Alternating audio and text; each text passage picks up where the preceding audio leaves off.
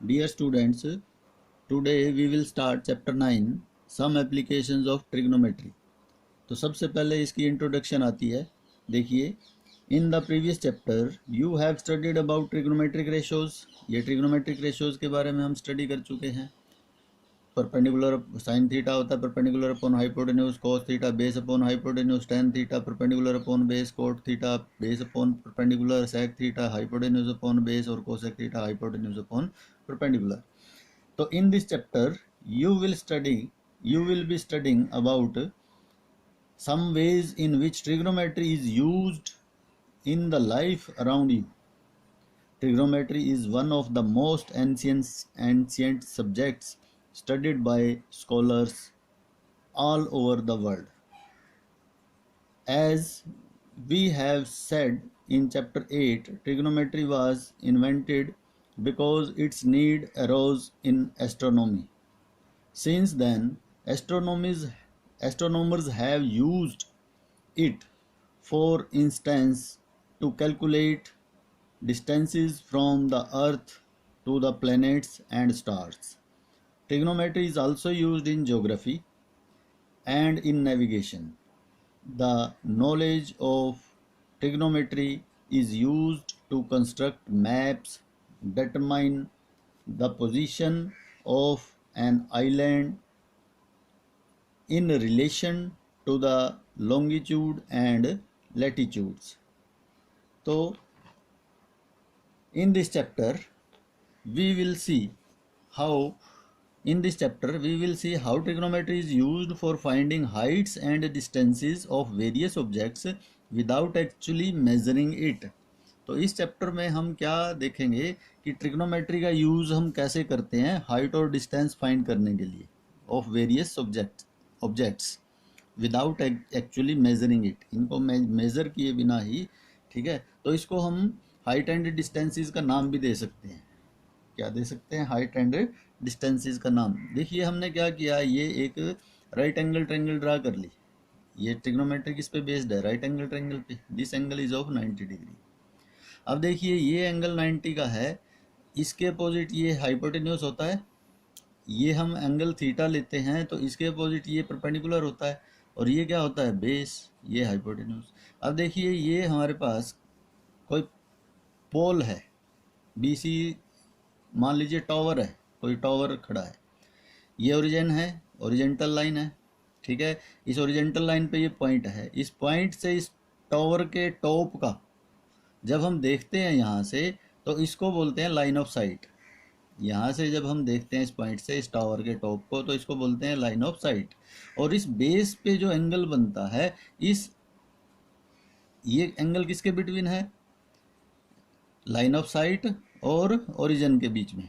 तो line of site और origin के बीच में जो एंगल बनता है ओरिजेंटल लाइन के, तो ये इसको हम बोलते हैं एंगल ऑफ एलिवेशन. नीचे से ऊपर की ओर जो बनता है एंगल, इसको हम क्या बोलते हैं? Angle of elevation. तो ये एंगल ऑफ एलिवेशन हमें पता होना चाहिए क्या होता है, और ये लाइन ऑफ साइट का पता होना चाहिए, ठीक है. तो ये हमारे पास एंगल ऑफ एलिवेशन याद रखेंगे इसको. ये नीचे बेस पे बनता है. नीचे किसी भी पॉइंट से किसी भी टावर या किसी भी बिल्डिंग या किसी भी पोल का जब हम टॉप को देखते हैं नीचे किसी पॉइंट से, तो वो लाइन ऑफ साइट और ओरिजिन के बीच में जो एंगल बनता है ओरिजेंटल लाइन के, तो इसको हम क्या बोलते हैं? Angle of elevation. क्या बोलते हैं? Angle of elevation. इसके बाद आता है angle of depression. Angle of depression क्या होता है? ये मान लीजिए कोई टावर है. इस टावर पे हम यहाँ कोई व्यक्ति यहाँ पे खड़ा है. ये क्या करता है? इस ग्राउंड पे कोई पॉइंट है, यहाँ पे देखता है इसको, इस पॉइंट को यहाँ से इस नीचे की ओर देखता है. तो ये जो देखता है इस लाइन को क्या बोलते हैं? Line of site. ये तो हाइट हो जाएगी टावर की, ये लाइन ऑफ साइट हो जाएगा, ठीक है. तो ये लाइन ऑफ साइट इस पॉइंट पे पड़ रही है, ये यहाँ से इस पॉइंट को देख रहा है.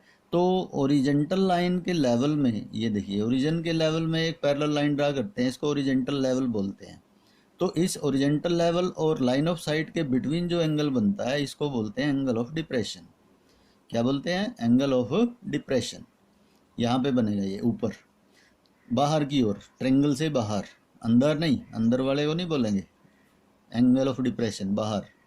तो देखिए ये जो बाहर एंगल बना है इसको हम एंगल ऑफ डिप्रेशन बोलेंगे। ये एंगल ऑफ डिप्रेशन और देखिए ये एंगल ऑफ एलिवेशन, ये दोनों इक्वल मिलेंगे। क्यों? क्या बनते हैं ये? Alternate interior angles. क्या बनते हैं? Alternate interior angles. हाँ, तो हम ये लेकर के और इसको इसके इक्वल रख के हम इसकी ये बेस फाइंड कर सकते हैं, हाइट फाइंड कर सकते हैं, और लाइन ऑफ साइट या क्या फाइंड कर सकते हैं? हाइपोटेन्यूज फाइंड कर सकते हैं। ठीक है, तो ये इसी का यूज़ है बस इसके अंदर हाइट एंड डिस्टेंसेस में। वही राइट एंगल ट्रेंगल है, ठीक है, वही बेस है, परपेंडिकुलर है, हाइपोटेन्यूज है। सिर्फ एंगल ऑफ एलिवेशन और एंगल ऑफ डिप्रेशन हमें सीखना है। एंगल ऑफ एलिवेशन नीचे बनता है बेस पे पॉइंट, यानी जो ओरिजेंटल लाइन दी होती है हमें उसके बेस पे, और एंगल ऑफ डिप्रेशन बनता है टॉप पे, ऊपर। ठीक है, तो ये हमें याद रखना। इसके बाद वही 6 रेशोज हैं, साइन, कोस, टैन, कोट, सेक और कोसेक। ये यही यूज़ होंगे इस चैप्टर में। हम वही याद रखेंगे, पंडित बद्री प्रसाद हर हर बोले, सोना चांदी तोले। ठीक है, तो वही परपेंडिकुलर अपॉन हाइपोटेन्यूज क्या होता है? Sine theta. Base upon hypotenuse क्या होता है? Cos theta. Perpendicular upon base क्या होता है? Tan theta. अब उसके बाद रेसिप्रोकल हो जाएंगे बेस अपॉन परपेंडिकुलर करेंगे तो वो कोट हो जाएगा, क्योंकि ये दोनों एक दूसरे का रेसिप्रोकल है। इसका रेसिप्रोकल हाइपोटेन्यूज अपॉन बेस करेंगे तो कोस का रेसिप्रोकल क्या है? सेक। हाइपोटेन्यूज अपॉन बेस सेक हो जाएगा। फिर परपेंडिकुलर अपॉन हाइपोटेन्यूज है तो इसका रेसिप्रोकल हाइपोटेन्यूज अपॉन परपेंडिकुलर क्या हो जाएगा? कोसेक। तो देखिए टैन और कोट रेसिप्रोकल हैं, कोस और सेक रेसिप्रोकल हैं, उसी तरह से साइन और कोसेक भी रेसिप्रोकल है। तो ये इस तरह से वही ट्रिग्नोमेट्रिक रेशियोज जो है इस चैप्टर में काम आएंगी। इसके बाद एंगल्स जो यूज़ होंगे इसमें, हमने 0, 30, 45, 60 और 90 लिया था इससे पहले। अब सिर्फ 3 एंगल्स जो हैं वो यूज़ होंगे इस चैप्टर में, 30, 45 और 60। तो साइन 30 हमें पता है 1/2 होता है, साइन 45 1/√2 होता है, साइन 60 √3/2, cos 30 √3/2, cos 45 1/√2, cos 60 1/2।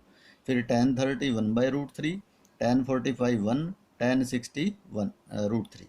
फिर cot 30 √3, cot 45 1, cot 60 1/√3। ऐसे ही sec 30 2/√3, sec 45 √2 और sec 60 2। फिर cosec 30 2, cosec 45 √2 और cosec 60 2/√3। तो ये आपस में इनका रेसिप्रोकल कर लीजिए बस। तो ये एक दूसरे का रेसिप्रोकल हैं, तो वो वही वैल्यूज़ हैं इसमें 30, 45 और 60 के लिए। तो ये 3 एंगल्स जो हैं ये यूज़ होंगे इसमें, इसके अलावा कुछ नहीं है। इसके बाद इसकी एक्सरसाइज आती है, ठीक है, तो वो हम कल स्टार्ट करेंगे।